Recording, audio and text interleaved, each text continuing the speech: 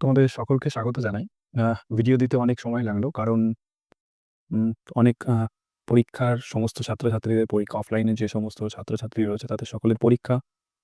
আম সব স্কুলে মোটামুটি ২৭ থেকে শুরু করে ৩ তারিখ এর মধ্যেই পরীক্ষা শুরু হয়ে যাবে।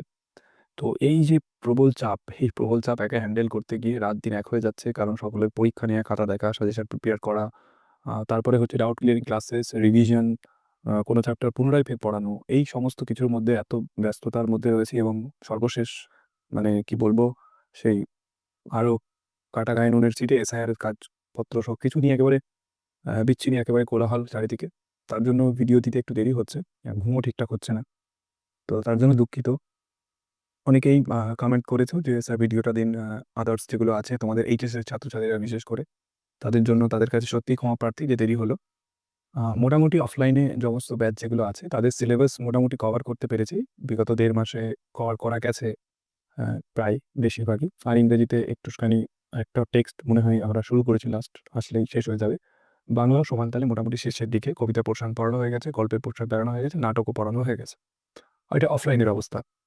আর YouTube এ পর সমস্ত কনটেন্ট উইথ কোয়েশ্চেন অ্যান্সার সবকিছু সামনে আসবে। আমি একটুখানি কোয়েশ্চেন পেপার নিয়ে তোমাদের সঙ্গে কথা বলব। আমার হাতে একটা কোয়েশ্চেন ব্যাংক ইতিমধ্যে এসছে। আমি তোমাদেরকে সেটা আগে ব্যাংক তোমরা ফ্রন্ট ক্যামেরা সম্ভবত উল্টো দেখতে পাবে। তো এই ফ্রন্ট ক্যামেরার মধ্যে অতটা বোঝা যাবে না। এটা হচ্ছে ছায়া প্রকাশনের একটা কোয়েশ্চেন বাঞ্চ। বইটা ফ্রি অফ কস্ট ওদের যে বই আছে তার সঙ্গে প্রোভাইড করছে। তো আমি এর মধ্যে অনেক স্কুলের কোয়েশ্চেন দেখছিলাম, যারা প্রিপেয়ার করেছে সেরকম কিছু সেট আরকি প্রিপেয়ার করেছে। কিছু টিচার্স যারা আছেন তারা সবাই প্রিপেয়ার করে এই কোয়েশ্চেনগুলো দিয়েছে এবং এইখানে তোমাদের কোয়েশ্চেন প্যাটার্নটাকে ফলো করে এইচএস এর যে প্যাটার্ন সেটা ফলো করেই কোয়েশ্চেন প্যাটার্ন করেছে। তো এখানে যেটা আমি দেখলাম সেটা হলো যে তোমাদের আশ্চর্য বিষয়, মানে সত্যি বলতে আমরা প্রত্যেক শিক্ষক, শিক্ষিকা, ছাত্র-ছাত্রী, অভিভাবক যারা রয়েছেন সকলে চান যে তোমাদের পরীক্ষার যে সময়সীমা সেই সময়সীমা কিন্তু বাড়ানো হোক। কিন্তু দুঃখের বিষয় বোর্ড কোথাও না কোথাও গিয়ে বুঝতে পারছে না যে পরীক্ষার সময়সীমাটা কতটা প্রয়োজন বাড়ানোর জন্য। এমসিকিউ প্যাটার্নে সায়েন্সে তো হয়ই না পরীক্ষা। আর যারা আর্টসে পড়ছো বা অন্য ডিপার্টমেন্টে পড়ছো, কমার্স, সায়েন্স যেখানেই পড়ছো, তাদের কিন্তু অত্যন্ত সমস্যা হচ্ছে পরীক্ষা দিতে because of the shortage of time. Because এই যে প্যাটার্ন, এই প্যাটার্নে যখন তোমাকে এইচএসের যে বাংলা পরীক্ষা যদি বলি, ইংলিশ পরীক্ষা যদি বলি, সেখানে তোমাকে বাংলা পরীক্ষায় সর্বসাকুল্যে তোমাকে ৪০ নাম্বারে ৮ টা মিনিমাম কোয়েশ্চেন অ্যাটেন্ড করতে হবে ডেসক্রিপটিভ। তো এই ৮ টা কোয়েশ্চেন তুমি ১ ঘন্টা ১৫ মিনিটটা বাদ দিয়ে ১ ঘন্টার মধ্যে অ্যাটেন্ড করতে পারবে না। নেক্সট টু ইম্পসিবল, আমিও পারব কি সন্দেহ আছে। তো এইটা কিন্তু একটা বড় বার্ডেন। তো বোর্ডকে কোথাও না কোথাও বুঝতে হবে এবং যতদূর জানতে পারছি তোমাদের পরীক্ষার সময়সীমা বাড়িয়ে ২ ঘন্টা করার খুব সম্ভাবনা রয়েছে। তোমরা হয়তো নেক্সট মান্থ উইদিন ডিসেম্বরে তোমরা একটা নোটিফিকেশন বোর্ডের তরফ থেকে পেয়ে যাবে। এবারে আসি তোমাদের পরীক্ষার একটু প্যাটার্ন সামান্য কিছু আলোচনা করে আজকের যে পড়া সেটা টপিক চলে যাব। উইথ ডিটেইল পুরো টেক্সট পড়বো। দেন আমরা কোয়েশ্চেন অ্যান্সার গুলো নেব। তোমরা কাইন্ডলি স্ক্রিনশট নিয়ে নিও। আ অথবা পিডিএফ প্রোভাইড করা তো সম্ভব হচ্ছে না। আ কিছু অবস্টাকলস তো থাকেই। আর সমান্তরালে ইংরেজি, বাংলা দুটো সাবজেক্টে আমরা নিয়ে আসবো। বাংলাগুলো দেখে শেষ করে দিই একটু, তারপর ইংরেজি দেয়া যাবে। কয়েকটা ভিডিও মাঝখানে দিয়ে দেবো। সময়ের একটা বড় তোমরা বেশি করে শেয়ার করো, কমেন্টস করে জানিও তোমাদের প্রয়োজন নিশ্চয়ই আমি পূরণ করার চেষ্টা করব। তো দেখো তোমাদের যে গল্পের পোরশন রয়েছে, সেই গল্পের পোরশনে আমাদের ২ টো গল্প আছে, তার থেকে একটা কোয়েশ্চেন অ্যাটেন্ড করতে হবে। তো একদম ফাঁকি মেরে চলে যাবে, সেটা হচ্ছে একটা গল্প খুব ভালো করে পড়বে। আমার চয়েস যদি বলো, মানে পছন্দ তো গল্প দুটোই খুব ভালো। একটা গল্প খুব ভালো করে পড়বে, সেটা তোমরা হলুদ পড়াটা পড়তে পারো। সামাজিক কুসংস্কার ইত্যাদি সব আছে।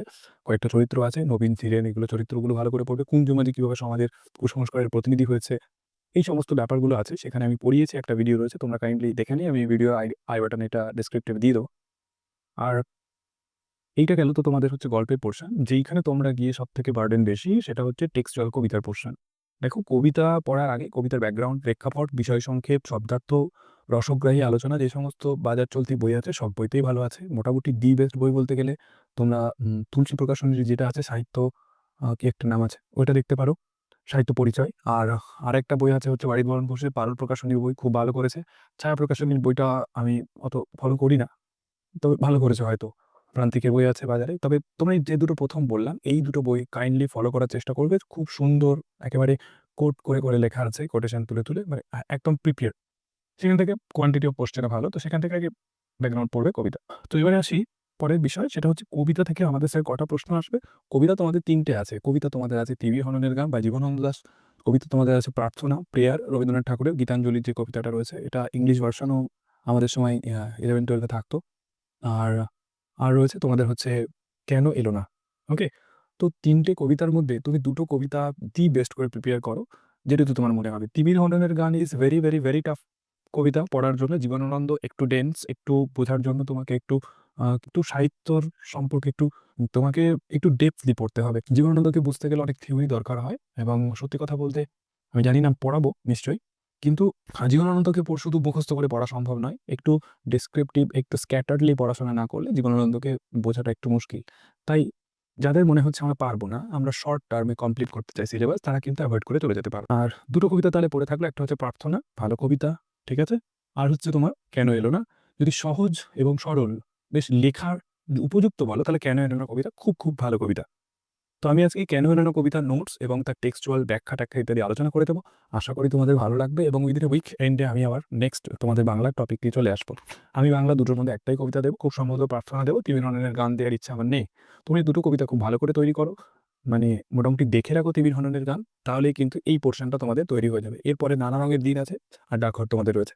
সাহিত্যের ইতিহাসের একটা বড় অধ্যায়, আর রয়েছে প্রবন্ধ রচনা যেগুলো রয়েছে, সেইগুলো নিয়েও আসবো। বাংলা এই ভাষায় কমপ্লিট করে দেবো মনে করছি। তো চলো আজকের ভিডিওতে আমরা আগে গিয়ে এই যে তোমার ব্যাপারটা, যেটা আজকের টপিক, সেটা নিয়ে আলোচনা করি। এবং তোমরা যদি এই কোশ্চেন ব্যাংক দেখবে, ছায়া প্রকাশনীর বইয়ের সঙ্গে ওরা দিচ্ছে, একেবারে ফ্রি অফ কস্ট, পারলে কালেক্ট করে নিও। আমি প্রমোট করছি না, ওসব প্রমোটের ব্যাপার নয়। আসলে একটা কোশ্চেন ব্যাংক থাকলে বেশ একটা আইডিয়া আসো। আমি ইন ডিটেল কোশ্চেন ব্যাংকের উপরেও চেষ্টা করবো তোমাদের প্রোভাইড করা এবং ডিসকাস করা কোন কোন কোশ্চেনগুলো পড়বে।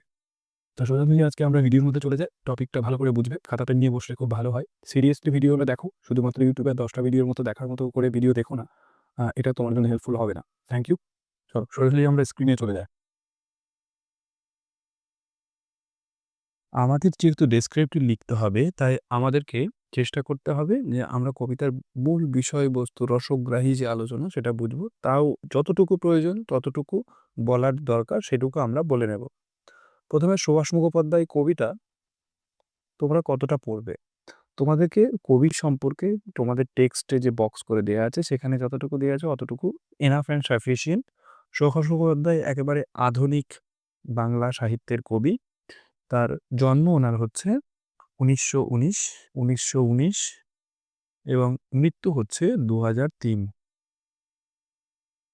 তো এটা যদি তোমরা, এইটুকুই তোমাদের জানার জন্য যথেষ্ট। এবারে হচ্ছে এই যে কবিতা যেটা লিখছি, সেটার উৎস, মূল কবিতার কাব্যগ্রন্থের নাম হচ্ছে যত দূরেই যায় না। এই যে কবিতা, তার 15 সংখ্যক কবিতা, 15 নং কবিতা হচ্ছে আমাদের এই পাঠ্য কবিতা কেন এলো না। কবিতাটা খুব কবিতাটার বিষয় একেবারে সাদাসিধে, এবং 1962 সালে কবিতাটা প্রকাশিত হয়, প্রকাশকাল। ঠিক আছে, এটুকু তোমরা মনে রাখবে। এই পর্যন্ত সুভাষ মুখোপাধ্যায় আধুনিক কবি, একেবারে আধুনিক কবি, এইটুকু মনে রাখবে, ব্যাস, আর কিছু দরকার নেই। এবারে আমরা কবিতাটায় যাওয়ার আগে এই কবিতাটার সময়কালটা পড়বো। দেখো 1962 সাল, এই কবিতাটার রচনাকাল যদি আমরা একটু দেখি, এই 1962 সালে যিনি প্রকাশিত হলে এই রচনাটার সময় কিন্তু আগে। এই কবিতার মধ্যে কবি মোটামুটি তিনি কোন সময়টাকে ইন্ডিকেট করেছেন, দেখো 1940 থেকে 1960, এই যে 20 বছর, এই যে 20 ইয়ার্স, এই 20 বছরের ইতিহাস আমাদের কিন্তু রক্তাক্ত দাঙ্গা হাঙ্গার ইতিহাস, মানুষের জীবনহানির ইতিহাস। কিছু দুষ্ট লোকের প্ররোচনায় একাধিক দাঙ্গা হাঙ্গামা এই সময় চলেছে, অসংখ্য মানুষ প্রাণ হারিয়েছে, প্রাণহানি ঘটেছে। তো সে এহেন পরিস্থিতিতে মানুষের জীবনে বেঁচে থাকাটাই যখন প্রধান প্রায়োরিটি, প্রধান লক্ষ্য, সেই পরিস্থিতিতে যে জীবন যাপন কতটা বেশি অনিশ্চিত, এই কবিতার মধ্যে সেরকম একটা বিষয়কে তুলে ধরা হয়েছে। সাধারণ খেটে খাওয়া মধ্যবিত্ত বাড়ির, মধ্যবিত্ত কেন বলছি, নিম্ন মধ্যবিত্ত বাড়ির একটা কাহিনী। ঠিক আছে, বাবা বাড়িতে নেই, বাবা কি করেছে, বাবা অফিসে গেছে, কিন্তু সেই বাবার অপেক্ষায় থাকা মা এবং ছেলে ঠিক নিজেদেরকে বোঝাতে পারছে না যে কিভাবে, যে বাবা ফিরবে কিনা, এই যে অনিশ্চয়তার মধ্যে তাদের দিন কেটেছে। তো কবিতাটা আমরা পড়ি আগে, ওকে। তাহলে এই যে দাঙ্গা হাঙ্গামার যে ব্যাপারটা দেখো, দ্য গ্রেট কলকাতা কিলিং 46-এ হয়েছে, তারপরে অনেকগুলো দাঙ্গা হয়েছে যেগুলো আমরা জানি, হিস্ট্রিতে তোমরা পড়েছো। দেখো, তো কবিতাটা পড়তে পড়তে বলতে বলতে আমরা আসছি। সারাটা দিন ছেলেটা নেচে নেচে বেরিয়েছে। তাহলে একটা ছেলে, সে সারাদিন কিন্তু একেবারে হৈ হৈ করে আনন্দ করে বেরিয়েছে। রাস্তায় আলো জ্বলছে অনেকক্ষণ এখনো, বাবা কেন এলো না মা, বলে বলে গেল মাইনে নিয়ে সকাল সকাল ফিরবে, পুজোর যা কেনাকাটা এই বেলা সব সেরে ফেলতে হবে, বলে গেল সেই মানুষ এখনো এলো না। তাহলে ছেলে প্রথম প্রশ্ন করেছে তার মাকে, কি প্রশ্ন করেছে? তার মাকে প্রশ্ন করেছে যে তার বাবা কেন আসেনি। জিজ্ঞাসা করছে, দেখো এখানে কি বলে গেছে বাবা, না বলে গেছে তিনি মাইনে নিয়ে আজকে সকাল সকাল ফিরবে, বাইরে আজকে পুজোর দিন, তাই পুজোর কেনাকাটাটা এই মাইনে পেলেই হবে। মধ্যবিত্ত পরিবারে না এটাই হয়। আসলে বাবা মারা না কিছু কিনে সন্তানদের ইচ্ছা, সন্তানদের বাসনা পূরণ করে, স্বপ্ন দেখেন নিজেদের জন্য নয়, সন্তানদের জন্য। তাই নিজেদের জীবনের অনেক কিছুকে তারা অনায়াসেই ত্যাগ করতে পারেন সন্তানের সুখের জন্য। তো একজন বাবা তিনি গেছেন, কথা দিয়ে গেছেন যে তিনি মাইনে পেলেই তবে কেনাকাটা করবেন এরকম। তাই জন্য অধীর আগ্রহের সঙ্গে বাড়ির সবাই, বাড়ির বিশেষ করে মাটা আর ছেলেটা যে দুইজন, তারা তারা অপেক্ষা করছে। মা বলছেন সেই মানুষ এখনো এলো না। একটা হতাশা, একটা অনিশ্চয়তার ভাব। এই যে ভাবটা, এই যে তার মায়ের মধ্যে যে মানসিক উত্তেজনা, সেটা প্রকাশিত হয়েছে পরের লাইনে, কড়ার গায়ে খুন্তিটা আজ একটু বেশি নরম, বেশি রকম নড়ছে। অর্থাৎ দেখবে, রাগ হয়ে গেলে রাগের তো একটা বহিঃপ্রকাশ, একটা মানসিক অ্যাংজাইটি, উদ্বিগ্নতা, একটা মানসিক চিন্তার প্রকাশ ঘটেছে এই খুন্তিটা কড়ার গায়ে বেশ জোরে জোরে মারার মধ্যে দিয়ে। আনবো না যেহেতু, তাই ফ্যান গালতে গিয়ে, অর্থাৎ ফ্যান, ভাতের মাড় নামাতে গিয়ে পাটা পুড়ে গেল। জানলার দিকে মুখ করে ছেলেটা বই নিয়ে বসলো মাদুরে, সামনে ইতিহাসের পাতা খোলা, ঘড়িতে টিকটিক শব্দ, কলে জল পড়ছে। তাহলে এই যে কতগুলো দৃশ্য কল্প, যেন মনে হচ্ছে কবি একটা ছবি আঁকছেন। জানলা, খোলা জানলা, মাদুরে বই নিয়ে বসা, ইতিহাসের বই খোলা, এবং ঘড়িতে টিকটিক শব্দ, নিস্তব্ধতা, কল থেকে জল পড়া। তো এই সমস্ত চিত্রকল্প দিয়ে একেবারে জীবন্ত ছবি তিনি এঁকেছেন। এই সমস্ত কিছুর মধ্যে দিয়ে কবি ধরে দিতে চাইছেন সেই সময়, সেই অনিশ্চয়তায় ভরা দিনগুলির কথা। ইতিহাসের পাতা খোলার মধ্যে দিয়ে কবি বলতে চাইছেন যে অতীত প্রিয়তার প্রতি, সেই ইতিহাসের যে রক্তাক্ত সময়টাকেও তিনি কিন্তু মনে করছেন। ও বাড়ির পাঁচিলটা থেকে লাফিয়ে নামলো এক গোঁফ আলা বেড়াল। দেখো, বেড়ালটাই যে পাঁচিলের উপর থেকে লাফিয়ে নামছে, জানো বেড়াল এমন একটা পশু, সে কোন বাড়িতে থাকে জানো তো? সে থাকে সেই বাড়িতে, যেই বাড়িতে বেশ ভালো মন্দ খাবার দাবার জোটে। তাই ও বাড়ি, ও বাড়ি কেন বলেছে? এই যে ও বাড়ি, এই যে কথাটার মধ্যে একটা আর্থিক অবস্থা, অর্থনৈতিক বৈষম্য সেটা কিন্তু ফুটে উঠেছে। অর্থনৈতিক বৈষম্য, অর্থাৎ বিড়াল ও বাড়ির ওই পাঁচিলওয়ালা বাড়ি থেকে নেমেছে, একটা বড় লোকের বাড়ি থেকে নেমেছে, একটা সমৃদ্ধ বাড়ি থেকে নেমেছি। বাপের আদরে মাখা খাওয়া ছেলের মতো হিজিবিজি অক্ষরগুলো এক বুয়ে অবাধ্য। যতক্ষণ পুজোর জামা কেনা না হচ্ছে নড়বে না। এখনো বাবা এলো না মা? তাহলে মাকে আবার ছেলেটা পুনরায় জিজ্ঞাসা করছে, রান্না কোন কালে শেষ, গা ধোয়াও সারা, মা এখন বুনতে বসে কেবলই গোয়াল বুন করছে। এই যে মা বুনতে বসে, অর্থাৎ তিনি উলের বা এই ধরনের কিছু বুনতে বসছেন, এবং যেহেতু তিনি অন্যমনস্ক, যেহেতু তিনি উদ্বিগ্ন, তিনি চিন্তিত, তাই এই বোনার ঘর কিন্তু ভুল হচ্ছে, এই বোনার ঘর কিন্তু ভুল হচ্ছে। খুট করে একটা শব্দ, ছিটকিনি খোলা, কে? মা, আমি খোকা। তাহলে মা কিন্তু আশা নিয়ে আছেন। এই যে আমি খোকা, এর মধ্যে দিয়ে তিনি সেই কে বলে উঠছেন। গলির দরজায় ছেলেটা দাঁড়িয়ে এখনো রেডিওর খবর বলছে। মানুষটা এখনো এলো না। কেন এলো না? একটু এগিয়ে দেখব বলে ছেলেটা রাস্তায় পা দিল। তাহলে ছেলেটা এইবারে তার বাবাকে কিন্তু খুঁজতে বেরিয়েছে। বাইরের চিত্রকল্পটা কেমন? বাইরের যে পরিবেশ সেটাকে যেন কবি ছবির মতো এঁকেছে। মোড়ে ভিড়, একটা কালো গাড়ি, আর খুব বাজি ফুটছে। কিসের পুজো আজ? অর্থাৎ এই মধ্যবিত্ত ফ্যামিলির যে মানুষ, এরা ঠিক পুজোর ব্যাপারে উদ্বিগ্ন হলেও ঠিকঠাক খোঁজ রাখে না। পুজো এটাই একটা ব্যাপার। ছেলেটা দেখে আসতে গেল। তারপর অনেক রাত্রে বারুদের গন্ধে ভরা রাস্তা দিয়ে অনেক অলিগলি ঘুরে মৃত্যুর পাশ কাটিয়ে বাবা এলো, ছেলেটা এলো না। এখানে গুরুত্বপূর্ণ লাইন হচ্ছে বারুদের গন্ধে ভরা। ঠিক আছে? অনেক অলিগলি মৃত্যুর পাশ কাটিয়ে বাবা এলো, ছেলে এলো না। তোমরা যখন পরীক্ষায় প্রশ্ন লিখবে চেষ্টা করবে যখন কোনো আলোচনা করছো সেই আলোচনার ভিত্তিতে অবশ্যই প্রয়োজনীয় যে কোটেশন মানে অর্থাৎ যে লাইনগুলো দরকার, ধরো তুমি কোনো একটা আলোচনা করছো সেখানে এই লাইনটা ভীষণ অর্থপূর্ণ, তাহলে তোমাকে দিতে হবে এই লাইনটা। ওকে?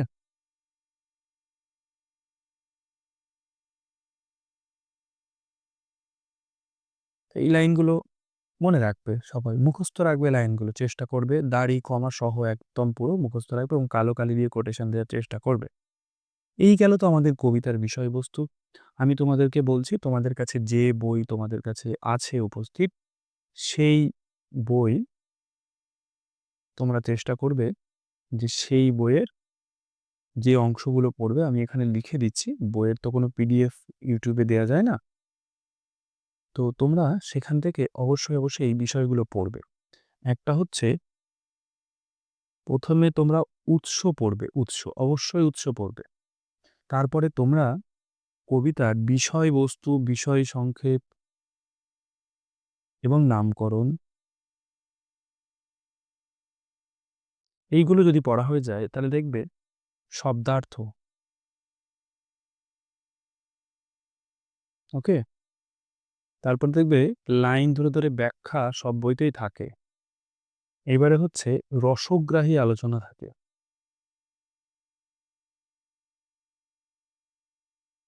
রসগ্রাহী আলোচনা।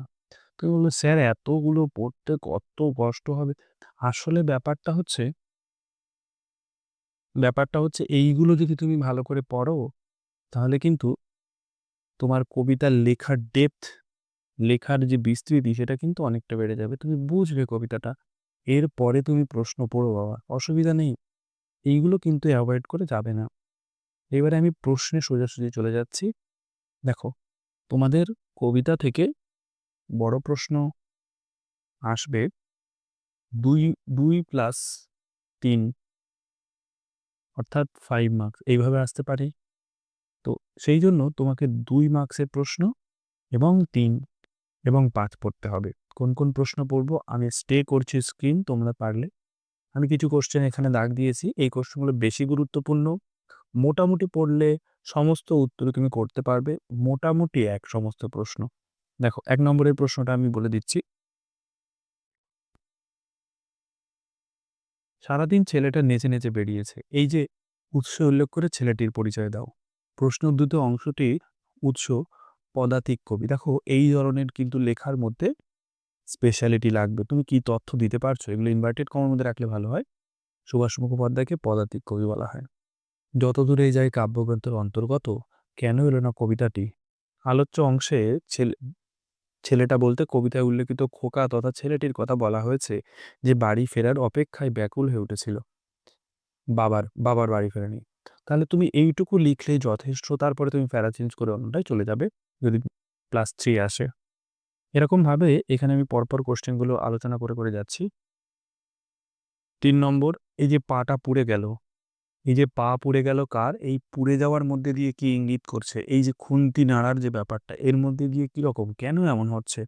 এই যে অস্থিরতা, মায়ের মানসিক অস্থিরতা বৃদ্ধি পেয়েছে, তারই প্রভাবে রান্নার কাজের মধ্যেও সেটা প্রকাশিত হয়েছে সেইটা। সামনে ইতিহাসের পাতা খোলা, কোন ঘটনার ইঙ্গিত দিয়েছে? আসলে বাবা কেন ফিরে আসছে না সেই ভাবনা তার মনকে আচ্ছন্ন করেছে। ছেলেটি আনমনা বা পাঠে অসচেতন, তাই বইয়ের পাতা খোলা রয়েছে কিন্তু সে পড়ায় তার মন বসছে না। তো সেই জায়গাগুলোকে একটু মার্ক করবে, যথাযথ উত্তর লিখবে, ফাজিল কথা বলে লাভ নেই। আচ্ছা, এইভাবে আমি খোকা, মায়ের অন্যমনস্কতা, রেডিওতে সংবাদ পড়া, ছেলেটা একটু আগে গিয়ে দেখবে কিসের পুজো আজ, কার মনে এই প্রশ্ন জেগেছিল। আচ্ছা, বারুদের গন্ধে ভরা, এই কোশ্চেনটা আসবে আরো ভাবে। বাবা এলো, বাবা কিভাবে এলো, এখানে কোটেশনটা ব্যবহার করা যেতে পারে। তো এই যে ব্যাপার, তারপরে 3 নাম্বার শুরু করেছি। 3 নম্বরের পরে দেখো, গলির দরজায় খুট করে একটা শব্দ,